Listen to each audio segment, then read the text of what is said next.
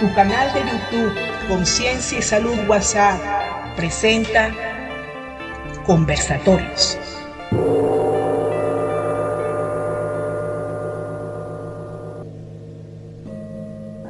Buenas noches, le habla el doctor Rafael Riza, médico especialista en medicina nutricional ortomolecular, miembro activo de la Sociedad Venezolana de Medicina Nutricional Ortomolecular y miembro del Comité de Investigaciones de Rafa Health Network International. Esta noche hablaremos sobre arte y ciencia en medicina nutricional ortomolecular. Iniciamos este conversatorio recordando o haciendo un poco de historia. La Sociedad Internacional de Medicina Ortomolecular determina que el término ortomolecular fue acuñado por el Dr. Linus Pauling en 1968 al realizar una revisión sobre las investigaciones realizadas por el Dr. Albert Hoffer en relación al uso de la vitamina C en pacientes psiquiátricos. Este término llevó al Dr. Pauling a realizar una combinación de dos términos. El término ortos, del término griego que significa equilibrio, y el término latín mol, que significa molécula, es decir, el equilibrio molecular. En este caso, la revisión que se hace de esta publicación en el año 1968 determina cómo el uso de la vitamina C a unas dosis altas puede originar un impacto importante en el funcionamiento del sistema nervioso central. Pero no solamente ahí, también se conoce cómo la vitamina C tiene un efecto directo, un efecto rejuvenecedor o un efecto antioxidante, digámoslo así, sobre las paredes de los vasos sanguíneos. Todos estos elementos llevaron a crear esta nueva idea en relación a la nutrición ortomolecular, es decir, utilizando elementos propios del cuerpo para obtener un equilibrio molecular y expresarlo en un bienestar en la salud de las personas.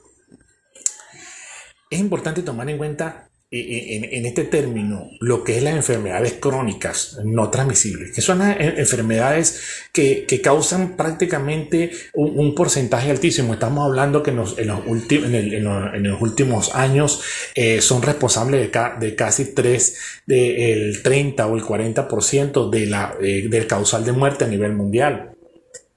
No solo por el efecto nutricional, sino que también hay otros factores, que son factores modificables. Y cuando hablamos del consumo de cigarrillo, de altos niveles de estrés, de sedentarismo, hablamos del consumo de alcohol, que son elementos que nosotros podemos, el estrés también importante, se me ha olvidado, que son elementos importantes que pueden ser modificables.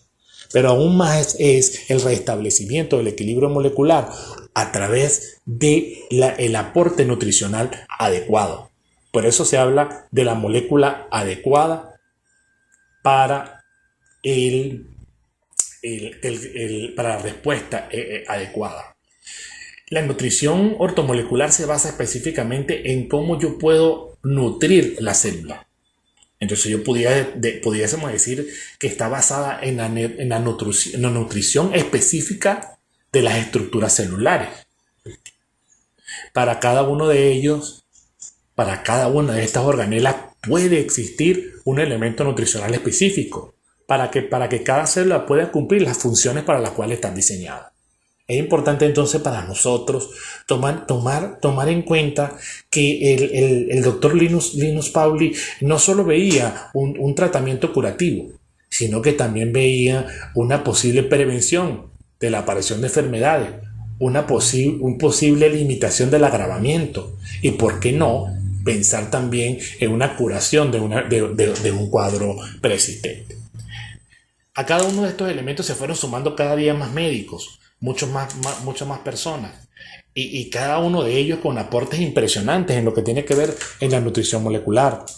Podemos hablar entonces del doctor Albert, que nos aportó o descubre que es la vitamina C, el doctor Otto, que determinó cuáles eran las causas primarias de la aparición del cáncer, el doctor Everett Leider, que nos habló sobre leyes fundamentales de la materia y que tiene que ver sobre la conducta molecular de los distintos nutrientes en el cuerpo. El doctor Linus Pauling con su revisión sobre cómo se producen los enlaces químicos en el cuerpo, pero desde el punto de vista químico, y otro elemento importante es que cada uno de ellos formó parte de una comisión importantísima que estuvo en la Organización de las Naciones Unidas en relación a la limitación de la proliferación de las armas nucleares. Cada uno de ellos con premios Nobel, 1 o 2 premios Nobel, incluso el doctor Linus Pauling con 2 premios Nobel. Son personas que han aportado muchísimo al desarrollo de la nutrición molecular.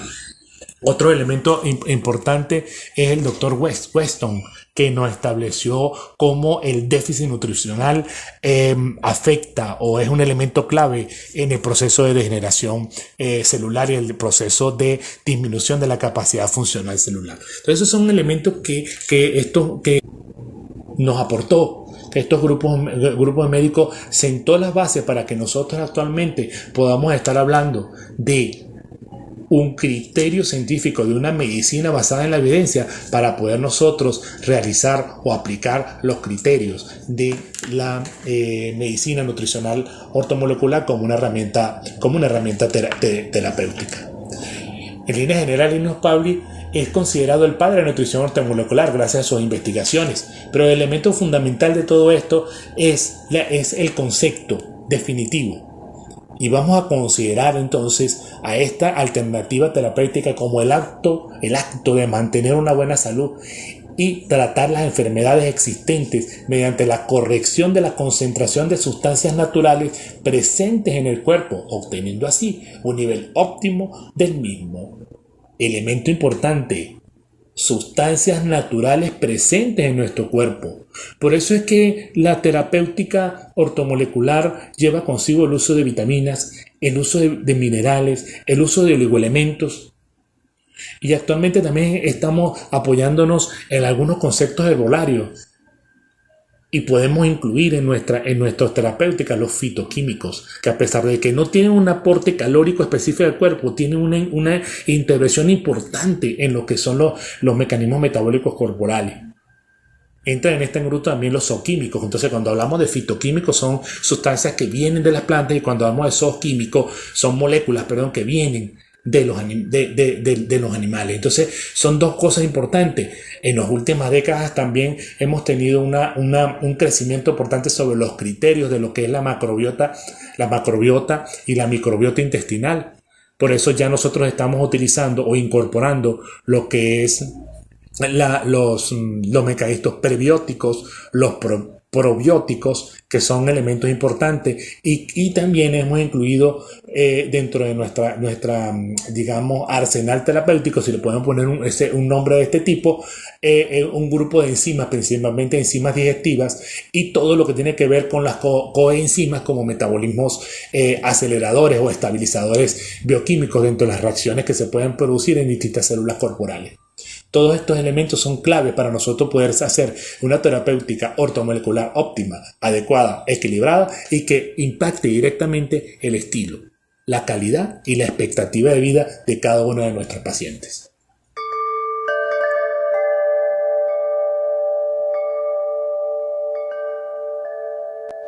Hablemos entonces de lo que es la fisiopatología ortomolecular. Y aquí hay algo importante. Vamos a imaginarnos primero qué pasaría en nuestro cuerpo con una alimentación sana.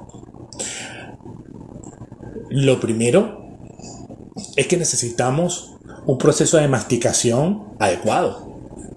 Igualmente necesitamos que nuestro esófago esté en buenas condiciones para permitir la compactación, y luego a nivel del estómago viene ese proceso de mezcla.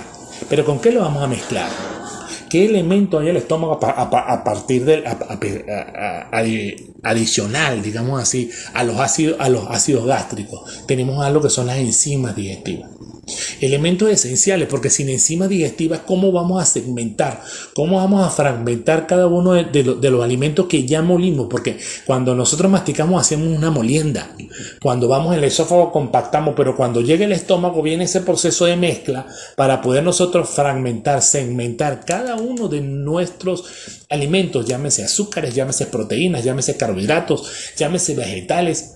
Cada uno de ellos tienen que ser segmentados, fragmentados, para poder nosotros obtener de ellos los elementos nutricionales. Esa es la función enzimática. Y cada enzima está adaptada para cada fragmento. Es decir, si estamos hablando de azúcares, pues tenemos enzimas específicas para azúcares. Tenemos enzimas específicas para las proteínas. En este caso serían las proteasas. Tenemos enzimas específicas para los vegetales. Tenemos las invertasas. Tenemos las lipasas, las catalasas. Es decir, toda una serie de grupos enzimáticos que van a ayudar a mejorar o a fraccionar mejor nuestros alimentos. Estas moléculas deben ser captadas por la pared intestinal, por los receptores específicos, o pasar hacia el interior de nuestro torrente sanguíneo a través de mecanismos transportadores específicos para cada uno de ellos. Quiere decir que tenemos que tener una mucosa intestinal sana, una mucosa intestinal permeable a los elementos que nosotros queremos que entre. Asociado además, y esto es muy importante, a una flora bacteriana normal, y entonces entra el concepto de macrobiota y microbiota. Una gran cantidad de bacterias que podemos hablar de más de 500 especies o de colonias de bacterias que su función específica es obtener dentro de ese proceso digestivo otros elementos esenciales, pero también esa flora bacteriana, ¿verdad?, que debe mantener un equilibrio con nuestro organismo. Es decir, debemos existir, yo siempre le digo, tiene que haber un acuerdo entre las bacterias malas, las bacterias buenas y nuestro sistema inmunológico para originar un efecto simbiótico, que es lo que es el elemento clave para obtener una buena salud. Simbiosis intestinal, equilibrio, paz entre mi bacteria buena y mi bacteria agresora, entre mi sistema inmunológico, que es el elemento que me va a mantener ese equilibrio, entre el proceso digestivo que evita que sustancias de mayor tamaño o no digeridas puedan llegar a nivel intestinal y permitan que un proceso digestivo óptimo se transforme en un proceso digestivo de fermentación o de putrefacción o de compactación, originando irritaciones en la pared colónica que se van a manifestar o con estreñimiento o se van a manifestar con evacuaciones líquidas. Entonces todo este elemento, o con procesos dispépticos importantes, gases, flatulencia, eructo, pirosis, acidez, o sea, tantas cosas que pueden originar y que van a afectar de manera directa nuestro funcionamiento digestivo. Elemento clave. Acuérdate que los primeros pasos, digamos, las primeras capacidades, vamos a hablar de capacidades, la primera capacidad inmunológica la tenemos a nivel de nuestro intestino. Esa memoria, esa inteligencia inmunológica digestiva es esencial para el funcionamiento corporal. Entonces fíjate cómo simplemente comenzando con una masticación adecuada, con una deglución correcta, con un proceso de mezcla enzimático, y luego un proceso de absorción óptimo a nivel de las mucosas yeyunales, intestinales, sea este intestino grueso, intestino delgado, van a ser esenciales para mantener nosotros un equilibrio en la función de la salud. Sin olvidarnos que existen unas secreciones pancreáticas importantísimas y que existen unas secreciones hepatobiliares también que forman un elemento esencial para nuestro proceso digestivo. Entonces, es claro quiero que tengan claro esto, que el proceso digestivo en nutrición molecular es para nosotros esencial. Si nosotros logramos estabilizar el funcionamiento digestivo desde la masticación hasta su proceso de absorción y equilibrio en la macrobiota, tenemos asegurado el éxito en cualquier patología presente. Ahora bien, ¿qué pasa? ¿Qué sucede cuando a nivel de cada uno, o cuando a nivel de nuestros intestinos, o a nivel de nuestros procesos digestivos no son óptimos, no son adecuados? ¿Cuál va a ser el comportamiento? ¿Cuál va a ser el comportamiento desde el punto de vista fisiopatológico Porque lo que le estamos hablando ahorita, estamos hablando de lo fisiológico, de lo bonito, lo correcto, lo que debe suceder. Ahora, ¿qué pasa cuando yo rompo ese equilibrio? Cuando yo no mastico, cuando yo no degluto en forma adecuada, cuando yo no doy los tiempos alimentarios adecuados. ¿Qué pasa con mi estómago cuando no segmento, cuando no fracciono mis nutrientes? ¿Qué pasa en mi intestino delgado cuando llegan sustancias de mayor tamaño a la capacidad que él tiene de digerir? ¿Qué pasa en el colon cuando la bilis unida con el bolo alimentario se compacta? ¿Qué pasa con la pared intestinal? ¿Qué pasa en nuestro sistema inmunológico? ¿Cómo responde? Y esto es clave en nutrición molecular porque es la base fisiopatológica del mismo. Esta parte que les voy a comentar ahorita en adelante es la parte más fascinante que podemos ver en lo que tiene que ver con nutrición molecular. Estás escuchando Conversatorios. Ok, entonces hablemos un poquito de la categoría fisiopatológica autoinmune. Todo lo vamos a basar a cómo responde el linfocito T. Todas las sustancias que pasan al interior de la sangre son reconocidas como sustancias antigénicas. Puede ser que esta sustancia antigénica sea captada y el linfocito T responda. Es decir, que ese linfocito T reconoce esta molécula, se activa toda una serie de procesos inmunológicos, originando la cascada inmunológica, una cascada inmunológica muy agresiva, originando grandes cantidades de linfocitos B y linfocitos killer, que van a originar procesos agresivos o procesos inflamatorios a la pared del intestino. Y que estas sustancias o estos mecanismos quedan ya grabados en el linfocito B, que va a originar grandes cantidades de inmunoglobulinas permanentes, lo que determina una aparición persistente de procesos inflamatorios a nivel no solamente de la pared intestinal, sino a nivel de todo el organismo, porque estas sustancias, como les comenté, pueden migrar y pueden ubicarse en distintos órganos del cuerpo. Por consiguiente, la respuesta inmunológica va a estar dada dependiendo del tipo de órgano donde se encuentre esta sustancia.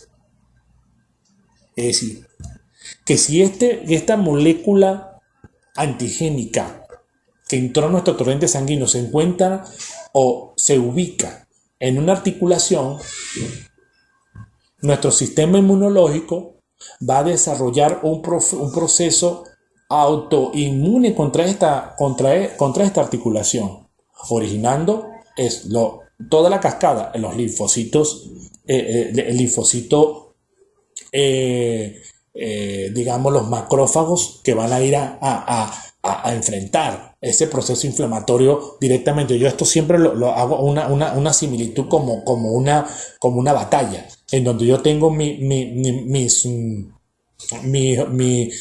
tropas, que en este caso sería la inmunidad celular, mediadas por los linfocitos T, por los macrófagos, por las células killer asesinas, que van a ir hasta allá y se van a enfrentar hasta esta molécula, originando un proceso inflamatorio tremendo.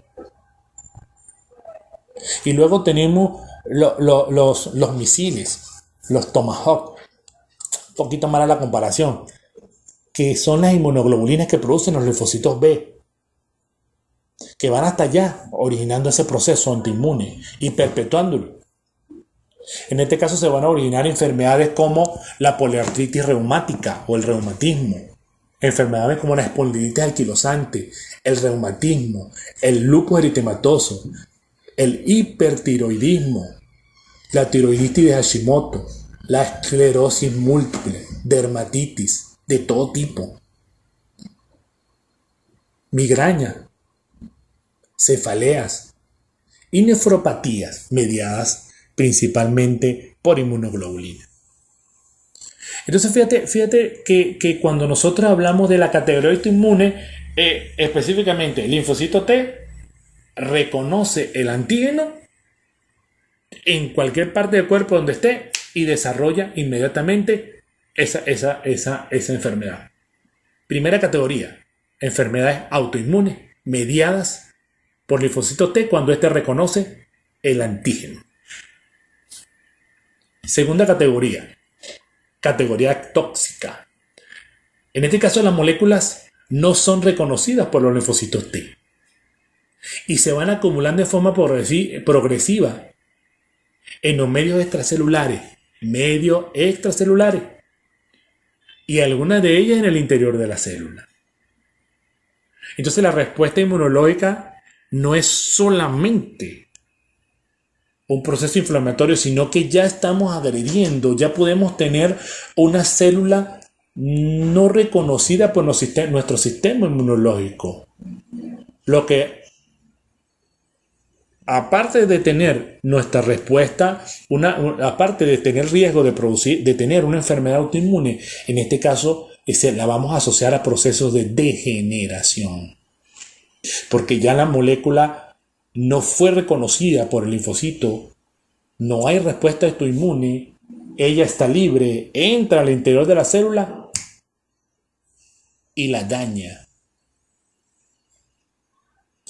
En esta parte entraría una acción importantísima, que son los antioxidantes corporales, los antioxidantes intracelulares, que de pronto podemos hablar rapidito, que hay mecanismos de antioxidación extracelular, de pared, intracelular y intraorganela. Cada una de ellas tiene una sustancia que puede originar esa capacidad antioxidante. Diferente al proceso inmunológico, son cosas totalmente distintas. Pero ese proceso de inhibición, de bloqueo de los procesos de antioxidación origina muerte celular, origina apoptosis celular. Y entra el otro elemento, que es la pérdida de la vida celular, de la expectativa celular, lo que hablamos ahora de la calidad de vida, de la expectativa de vida.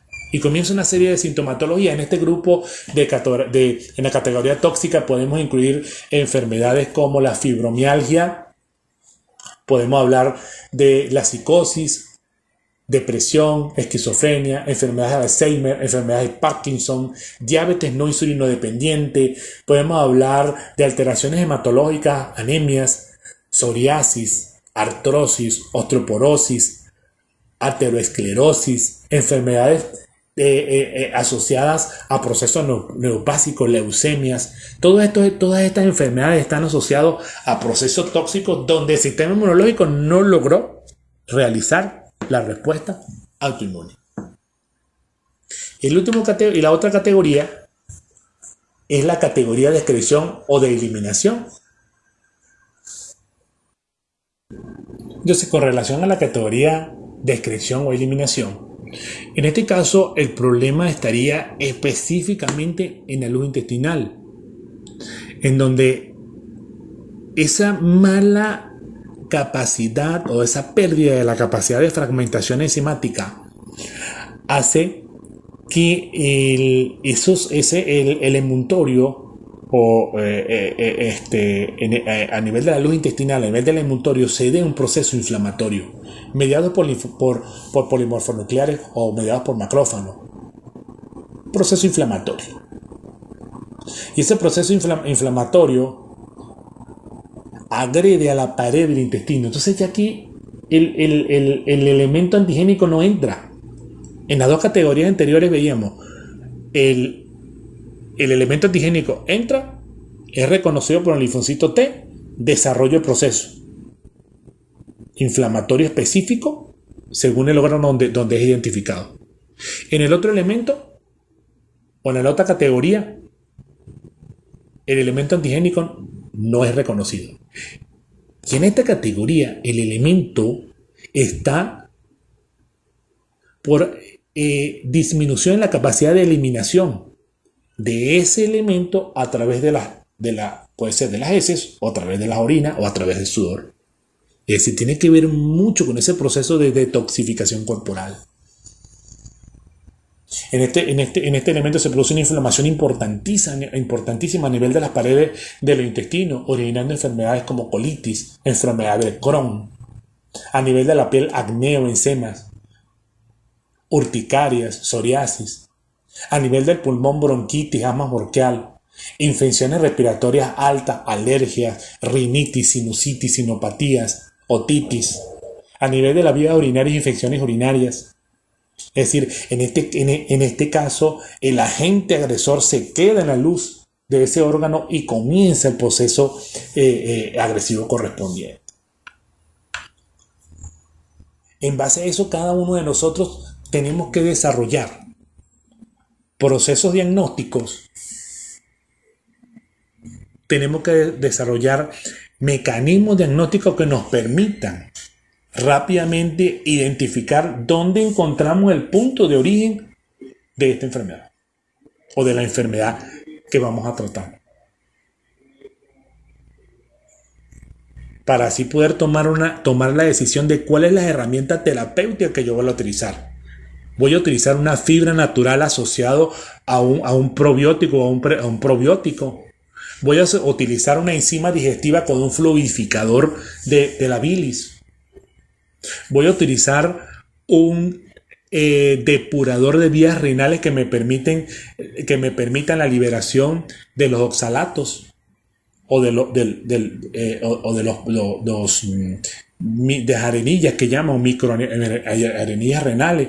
Voy a utilizar un agente regulador inmunológico de las vías respiratorias.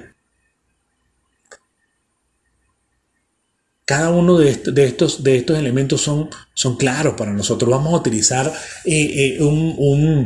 digamos, un probiótico de vías respiratorias, un estabilizador de flora de vías respiratorias. Vamos a utilizar lo que es este concepto, el identificar dónde está el elemento de partida, de dónde partió el proceso, el origen de la enfermedad, a qué órgano atacó y qué célula específica o qué organela de la célula yo estoy determinando a través del examen físico, a través de la sintomatología, a través de los signos. Acuérdate que para todos nosotros no tenemos signos y síntomas que nos orientan a la condición de la persona. Tenemos los indicadores biológicos, mal llamados paraclínicos. Tenemos la parte imagenológica. Existen otras alternativas. En el caso particular, me encanta utilizar el analizador cuántico. Entonces, todos estos elementos nos permiten optimizar nuestro mecanismo de diagnóstico. Y claramente el beneficio en las personas es muy evidente. Entonces, para nosotros poder hacer un proceso de diagnóstico preciso, también debemos tomar en cuenta no solamente las respuestas a estas tres categorías, también tenemos que pensar un poquito en cómo se saturan los mecanismos de antioxidación corporal. Y acuérdense que son muchos. Son como unos anillos de seguridad, como unos anillos de protección. Y cada uno de ellos tiene un nutriente específico. Cuando nosotros podemos hablar de los nutrientes a nivel de la sangre, ok, tenemos la vitamina C, tenemos la vitamina E, tenemos el selenio, que son los más utilizados, lo que más nosotros nos gusta manejar. Pero también tenemos la cascada de glutatión a nivel del citocromo P450. Esencial como primer mecanismo de antioxidación, pero también esencial en los procesos de desintoxicación. Y cuando hablamos de desintoxicación, se me viene de una vez a la mente detoxificación. Nos vemos por todos lados detox. Ok. Vamos a aclarar algo. Desintoxicar es un mecanismo propio del cuerpo. Nosotros estamos codificados genéticamente para desintoxicarnos. Pero cuando hablamos de una detoxificación es cuando nosotros utilizamos sustancias propias del cuerpo para producir ese arrastre de esa molécula hacia el órgano detoxificador principal, que es nuestro hígado, y que a través de la cascada del citocromo P450 y esos dos niveles de de detoxificación, o en esas dos fases, permitamos que esas sustancias agresivas, esos productos xenobióticos, esos agentes tóxicos, esos metales pesados, puedan ser neutralizados, diluidos en agua y eliminados, bien sea por las heces o por la orina. Entonces, son elementos importantísimos que tenemos que tener claro en nutrición molecular. Optimizar mi capacidad inmunológica, optimizar mi capacidad antioxidante y optimizar mi capacidad de desintoxicación. Sin duda alguna, los procesos de excreción son claros, porque si yo tengo un paciente con estreñimiento y tengo un paciente con alteración de vías urinarias o un paciente con alteraciones a nivel del tejido celular subcutáneo que me limita el proceso de sudoración, pues todos estos elementos sin duda me llevan a una disminución en la respuesta del tratamiento que yo voy a realizar. Mencionado todo esto, podemos entonces nosotros comentar rápidamente cuáles serían entonces los pilares del tratamiento de medicina nutricional molecular. Yo ahorita les acabo de mencionar algunos, y el primer elemento principal es la detoxificación y desintoxicación. Debemos tener claramente que nuestro hígado, nuestra vesícula biliar, nuestras vías linfáticas, nuestros intestinos, nuestras vías renales y nuestra piel debe estar lista, presta para poder asociar o para poder, digamos así, colaborar o obtener de ella la mayor respuesta posible para eliminar de nuestro cuerpo una serie de sustancias tóxicas que están originando un proceso inflamatorio persistente y progresivo, que es una de las causas de la enfermedad crónica degenerativa. El otro elemento importante es la reactivación de la capacidad enzimática, no solamente la digestiva, porque tenemos otro tipo de capacidad enzimática. Específicamente aportando los nutrientes y las coenzimas, sean vitaminas, minerales, enzimas, coenzimas necesarias para que estos procesos se den en forma óptima. Y les recuerdo, utilizando sustancias propias de nuestro organismo, no utilizando sintéticos. No utilizando la terapia del antiinflamatorio, antibiótico, solo el anti. No. Más bien nosotros tenemos que apoyar al organismo para que él mismo se reactive, se regenere, se desintoxique, se regenere y restablezca sus funciones normales. Sin que depende de un elemento externo. Llámese antihipertensivo, llámese antiinflamatorio, llámese antiácido, llámese anti. La nutrición celular es esencial. Y esta nutrición celular nosotros tenemos que optimizarla, tenemos que buscar la manera de hacerlo lo más preciso posible. Otro elemento que se me ha olvidado entre el proceso detox, proceso de mejoramiento enzimático, es los procesos de desparasitación. Tampoco utilizo antiparasitario. Utilizamos sustancias propias del cuerpo. Tenemos la helicina del ajo. Podemos utilizar la berberina y la capnidina, que la encontramos en una planta como el golden seal, la artemisa, que tienen grandes capacidades antiparasitarias. Tenemos muchos elementos como hacerlo. Estimular la flora bacteriana intestinal, que es reguladora. Entonces, todos estos elementos son esenciales. Entonces, para nosotros tener una buena nutrición celular, primero debemos detoxificar. Tenemos que buscar un equilibrio enzimático. Tenemos que buscar eliminar la presencia de parásitos. Tenemos que buscar un balance en relación a los radicales libres, es decir, un balance en relación a la antioxidación corporal. Tenemos que regularizar el pH corporal, un elemento importantísimo. Regularizar el pH corporal. Eso no, una vez que nosotros hemos hecho estos elementos, ahora sí vengo en ese proceso de restablecer con el aporte de aminoácidos, con el aporte de vitaminas, con el aporte de minerales, oligoelementos, ácidos grasos. Ahí es el momento adecuado para nosotros poder optimizar el funcionamiento corporal. pero debemos haber hecho anteriormente otros elementos. Ya se los nombré. Identificar el agente causal, detoxificar, establecer la función enzimática, mantener un equilibrio de antioxidación adecuada, mantener el pH corporal equilibrado. En ese momento es cuando sí viene la verdadera nutrición ortomolecular.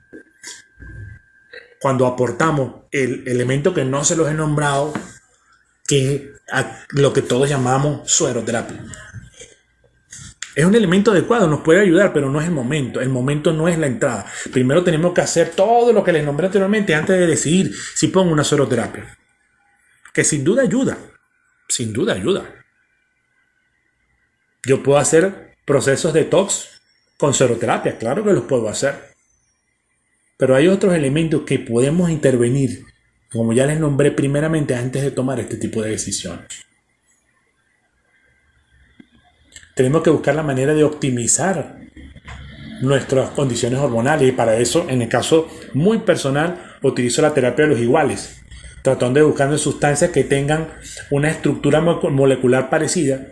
Muy frecuente lo hago con la semilla de uva y los estrógenos, obteniendo un efecto a nivel del equilibrio estrogénico. En el caso del hombre lo utilizo mucho para restablecer niveles de testosterona a través de la arginina. Es decir, tenemos muchas cosas que podemos hacer. Y el otro elemento esencial, por favor, que podemos manejar, y creo que en el grupo hay muchas personas que lo hacen de una forma espectacular, es la gestión del estrés. Tenemos que buscar la manera de tener organización, de organizarnos, de estratificar nuestras responsabilidades, de organizar incluso los problemas, para poder entonces nosotros tener una visión clara de lo que hacemos. Yo en mi consulta utilizo un concepto y hablamos, ¿no? Y yo le comento a todas mis personas, a todos mis amigos, a mis pacientes, le digo, mira, el pasado es, no lo puedo modificar. Lo que gané fue una experiencia. El presente, el futuro está por venir. Pero el presente no, el presente es el hoy. El presente es el regalo, es el presente. Por eso es importante que no solamente nosotros tengamos una orientación hacia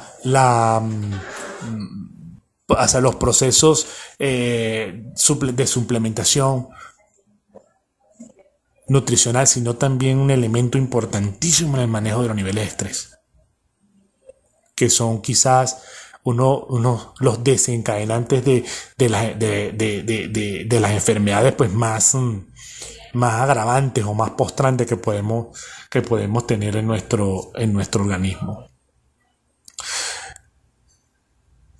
Bueno, yo espero que todo lo que les he comentado les sirva. Yo sé que algunas veces yo me emociono, pero en mí tienen un amigo, tienen un médico y estoy completamente a su disposición para aclararles cualquier duda que tengan al respecto. Ojalá algún día podamos vernos en persona y podamos pues compartir un poquito más cada uno de mis criterios. Muchas de las cosas son criterios personales, pero que los hemos manejado de hace 20 años. Por eso les hablo con propiedad. De más está decirles muchas gracias, agradecido por escucharme. Un gran abrazo a todos ustedes. Estoy a su disposición. Doctor Rafael Riza. Saludos.